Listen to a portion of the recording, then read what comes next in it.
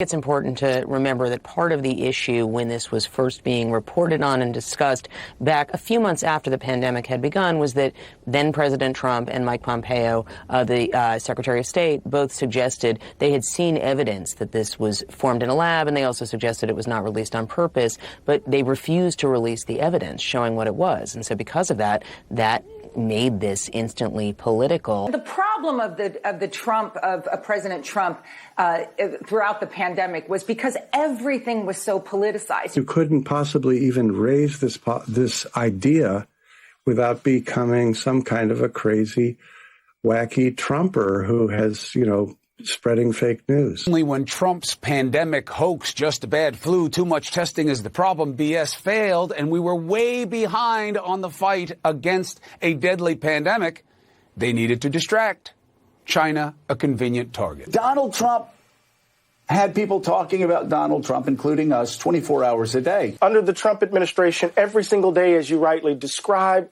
we were dealing with the circus and P.T. Barnum. In the scientific community, there was almost a kind of allergic reaction to the suggestion of a lab leak because it sounded more like something that Donald Trump was trying to deploy as a political deflection to take attention off his own administration. And the problem for President Trump is that he's running for re-election, is looking for ways to deflect blame for the performance of the administration. If the chief and loudest advocate for something is a race-baiting liar who lies all the time and has done things to contribute to, for example, the rise in hate crimes, you can understand why people don't want to get near that. Trumpers who were complicit in playing down the pandemic reality in America are now seeing more interest in the China lab theory as some kind of vindication. Graybian, the multimedia marketplace.